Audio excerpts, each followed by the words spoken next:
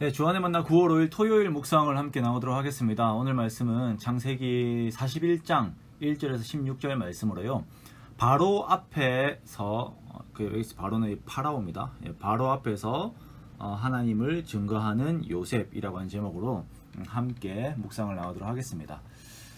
하나님께서 우리를 통하여서 하나님의 일을 진행하고자 하실 때에 그리고 하나님께서 우리의 삶에 개입하셔서 하나님의 선한 일을 하시고자 하실 때에 이때 우리는 그것을 위해서 무엇을 준비를 해야 할까요? 하나님께서 이 상황 가운데서 우리에게 요청하시는 것이 무엇일까요? 그것은 바로 믿음입니다. 히브리서 11장 1절 말씀에 믿음은 바라는 것들의 실상이요 보이지 않는 것들의 증거라고 했습니다. 좀 어려운 표현이죠. 즉 믿음은 아직 우리에게 그 실상이 완전하게 보이지 않은 상태에서 요구되는 것이고 아직 완전하게 보이지 않은 상황에서 우리들에게 요구되는 어떤 것입니다. 즉 우리에게 보여주시는 하나님에 대한 내용은 하나님 전체에 비하면 정말 적은 일부분이지만 그것을 가지고 온전히 100%의 하나님을 아는 것처럼 하나님을 의지하는 것, 완전히 알지 못한다 하더라도 그런 방향으로 계속 추구하는 것이 바로 믿음입니다. 히브리서 11장 6절에서는 믿음이 없이는 하나님을 기쁘시게 하지 못한다 라고 말씀하시죠. 자, 이 말씀은 하나님을 기쁘시게 하는 방법은 우리의 믿음이다 라고 하는 다른 반대의 의미가 될 수가 있습니다. 자, 이 믿음에 대한 표현은 우리 입술의 고백이고요. 로마서 10장 10절 말씀에 사람이 마음으로 믿어 의에 이르고 입으로 시인하여 구원에 이르느니라 라고 말씀합니다. 사람이 그의 마음에 있는 하나님에 대한 내용들을 그냥 마음에 담아두는 삶을 사는 것이 아니라 그 자신에게 그리고 그들의 삶에 하나님을 증거하는 삶을 사는 것을 하나님께서 원하시는 것이에요. 요셉의 삶을 보면 어제도 말씀드렸지만 하나님과의 긴밀한 교제에 대한 내용은 나오지 않습니다. 그러나 요셉이 보인 믿음의 증거와 그 고백에 대한 내용들은 남다르게 등장하는 것을 우리가 볼 수가 있습니다. 자, 오늘은 바로 즉 파라오 앞에서 하나님을 증거하는 요셉의 모습을 봅니다. 바로는 당시 근동과 아프리카 지역을 지배했던 애굽의 왕입니다. 아니, 왕을 뛰어넘어서 신적인 존재예요. 그는 모든 문화와 모든 세계관의 중심에 있었습니다. 즉 세계가 이 바로를 중심으로 해서 돌아가고 있다고 해도 과언이 아닌 것입니다. 이 바로가 꿈을 꾸게 됩니다.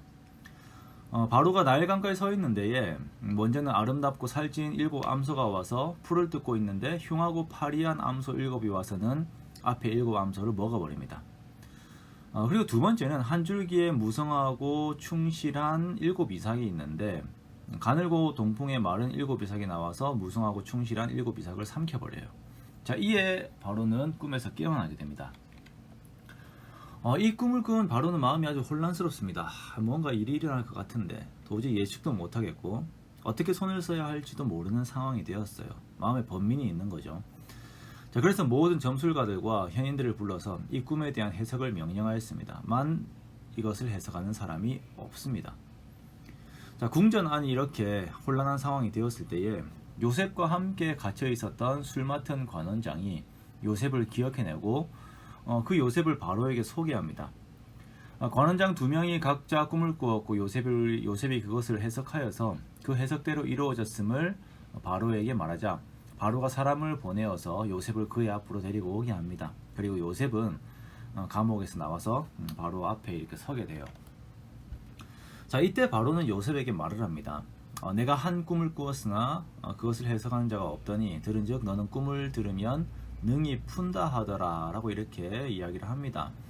자, 그리고 이러한 바로의 말을 들은 요셉의 대답을 주목해보면요, 요셉이 말하기를 내가 아니라 하나님께서 바로에게 편안한 대답을 하시리이다 라고 이렇게 이야기를 해요. 자, 이것이 성경에 그냥 기록되어 있는 표현이지만 우리가 예의주시해야 하는 대목입니다. 이것은 대단한 그 믿음의 고백이기 때문입니다. 분명 꿈을 해몽하는 능력과 지혜는 하나님께서 요셉에게 주신 것이지만 요셉은 그것으로 자신을 드러내려 하지 않아요. 우리가 보면 얼마나 많은 사람들이 자신에게 주신 은사로 하나님을 가리우고 자신을 드러내려 합니까?